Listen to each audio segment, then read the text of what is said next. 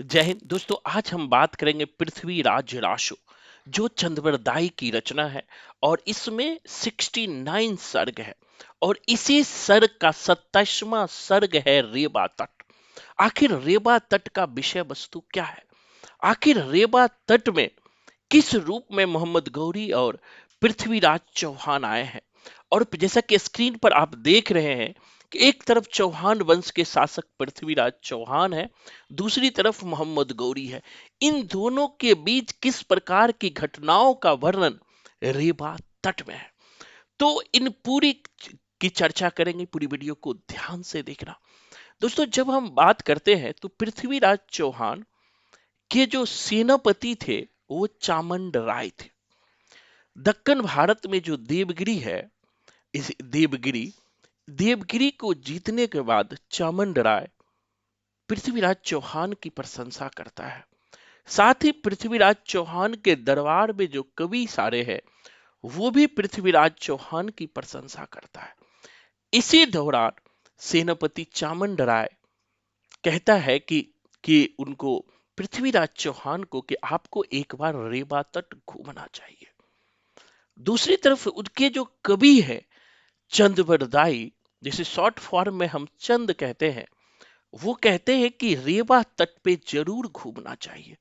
क्यों घूमना चाहिए, इसकी चर्चा चंद्रवरदाई कहते हैं कि रेवा तट पर जो है एरावत हाथी पाए जाते हैं। जैसा स्क्रीन पर आप देख रहे हैं, इंद्र के एरावत हाथी पाए जाते हैं, कस्तूरी मृग पाए जाते हैं, साथ ही साथ बहुत सारे कबूतर, जीव जंतु। शिकार के दृष्टिकोण से जो है रेबा तट महत्वपूर्ण है। इसीलिए हे देव, एक बार रेबा तट शिकार के लिए जरूर चलिए। अब सवाल आता है रेबा तट कहाँ है? तो याद रखना, भारत में एक नर्मदा नदी है, जैसा स्क्रीन पर देख रहे हैं। नर्मदा नदी के तट को ही, ये नर्मदा नदी है, इसी के तट को रेबा तट कहा जाता है। इसी तट पर जो है एरावत हाथी, कस्तूरी मृग, ये सब रहते थे। फिर चंद्रवरदाई बताता है, जब पृथ्वीराज पूछते हैं कि ये जो एरावत है, एरावत हाथी तो देवताओं का वाहन था, इंद्र का वाहन था, तो यह देवताओं का वाहन आखिर पृथ्वी पर कैसे आया? तो चंद्रवरदाई इसकी कहानी बताता है कि किस तरह से देवताओं के वाहन एरावत पृथ्वी पर आया। तो चंद्रवरदाई कहते हैं कि हिमालय के पास एक बड़ा वट वृक्ष था और एक दिन हिमालय के पास एक बड़ा वट वृक्ष था। एक दिन इसी एरावत का झुंड, क्योंकि इसे मन की गति से उड़ने का ताकत प्राप्त था, तो एक दिन इसी हाथी का झुंड आया और मदमस्त हाथी के झुंड ने हिमालय के पास जो एक वट वृक्ष था उसकी शाखाओं को भी तोड़ दिया। और यहीं पर एक बहुत ही फेमस ऋषि रहते थे, नाम याद रखना, दीर्घ तपा ऋषि। बहुत भी आई है, पिछली बार भी पूछा है नाम। तो यहीं पर जो है हिमालय के पास में ही दीर्घ तपा ऋषि रहते थे। और इस दीर्घ तपा ऋषि का, हिमालय के पास ही दीर्घ तपा ऋषि रहते थे और यही ऋषि ने क्रोध में आकर, याद रखिएगा, यही ऋषि क्रोध में आकर इस जो है मतलब हाथियों को श्राप दे दिया। अब हाथी गतिहीन हो गया। पहले जो हाथी गतिमान था, तेज था, कहीं भी जा सकता था, कहीं भी आ सकता था, अब वो गतिहीन हो गया। तब चंद्रवरदाई कहते हैं तभी से, जब से ये हाथी गतिहीन हो गया, ये पृथ्वी पर ही रह गए, वही एरावत है। और तभी से ये मनुष्य के सवारी बनकर रह गए, मनुष्य के सवारी बनकर रह गए। इसीलिए एरावत बहुत फेमस था। अब आगे कहते हैं कि जब जब ऋषियों का श्राप हो गया, हाथी मतलब कि बड़ा परेशान रहने लगे, कमजोर हो गए, तो उसी में एक पाल काव्य ऋषि था, जैसा स्क्रीन पर आप देख रहे हैं। उसी में एक पाल काव्य ऋषि था जिसे हाथियों से बड़ा अनुराग था। फिर पृथ्वीराज कहता ऐसा क्यों था, पाल काव्य ऋषि से हाथी का अनुराग का था? तो यहां पर एक बताते हैं कि चंद्रवरदाई बताते हैं कि एक ब्रह्म ऋषि घोर तपस्या कर रहे थे। जब ब्रह्म ऋषि घोर तपस्या कर रहे थे तो इंद्र को यह बात लगा कि अगर इसकी तपस्या सफल हो गई तो कहीं इंद्रासन न छीन ले, इसलिए रंभा को इस महान ऋषि की तपस्या को भंग करने के लिए भेजा। यानी या जिसे स्क्रीन पर आप देख रहे हैं, ये इंद्रदेव ने रंभा को, जैसा स्क्रीन पर आप देख रहे हैं, इस ऋषि की तपस्या को भंग करने के लिए भेजा। अब जब रंभा बार बार ऋषि की तपस्या भंग करने का प्रयास कर रही थी तो ये ऋषि ने रंभा अप्सरा को हाथिनी होने का श्राप दे दिया। क्या होने का श्राप दे दिया? हाथिनी होने का श्राप ले लिया। इसी से अब हाथनी, अब कहता है हाथनी कैसे हुआ? तो एक दिन सोते हुए मनुष्य का वीर्यपात जो है इस हाथनी ने खा लिया। जो रंभा अब हाथनी बन चुकी है तो हाथनी खा लिया।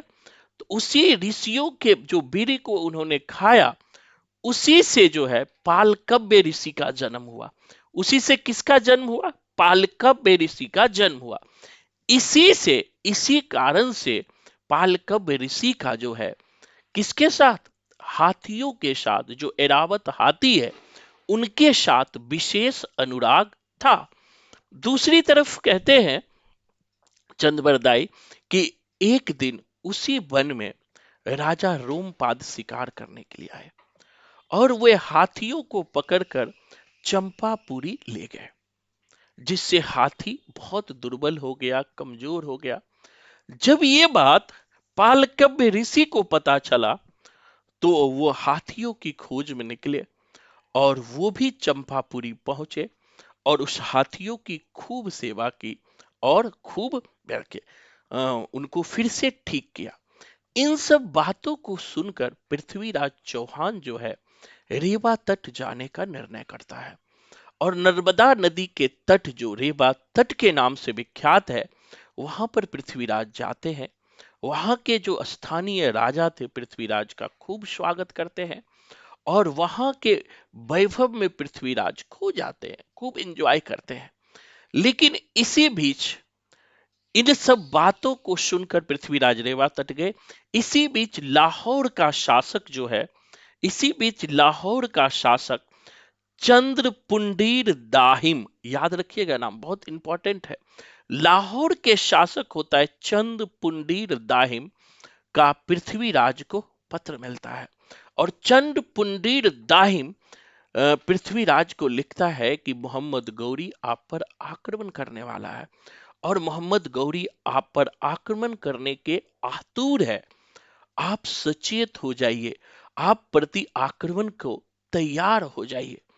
मोहम्मद गौरी जैसे ही ये बात को सुनता है तो उनके अधीन जितने भी राज्य थे सभी सामंतों को युद्ध के लिए घोषणा करता है, युद्ध का निमंत्रण देता है और सारे राज्य पृथ्वी राज की तरफ, सारे राज्य के राजा पृथ्वी राज की तरफ से लड़ने के लिए आ जाते हैं। और इसी दौरान क्या होता है, जो लाहौर के शासक होते हैं वो शुरू में मोहम्मद गौरी से लड़ते हैं, लगातार लड़ते हैं, लेकिन वो हार जाते हैं। जब इसके बाद पृथ्वीराज जाते हैं और पृथ्वीराज चौहान और मोहम्मद गौरी के बीच घमासान युद्ध होता है और इस युद्ध के अंत में पृथ्वीराज की विजय होती है और 1 माह 3 दिन तक जो है मोहम्मद गौरी को कैद में रखता है। फिर भारतीय परंपरा के अनुसार उसे ससम्मान पृथ्वीराज जो है मोहम्मद गौरी को छोड़ देता है। तो दोस्तों इसी की चर्चा जो है रेवा तट में है। अगर वीडियो पसंद आए तो जरूर लाइक कर देना और कमेंट करके मुझे बताना कि ये वीडियो कैसा लगा। अगर आप बताएंगे तो मैं और भी ऐसे वीडियो आपके लिए बनाऊंगा। अगर आप भी जीवन में सफल होना चाहते हैं तो एक बार फ्री क्लास लेकर जरूर देखें। धन्यवाद। जय हिंद।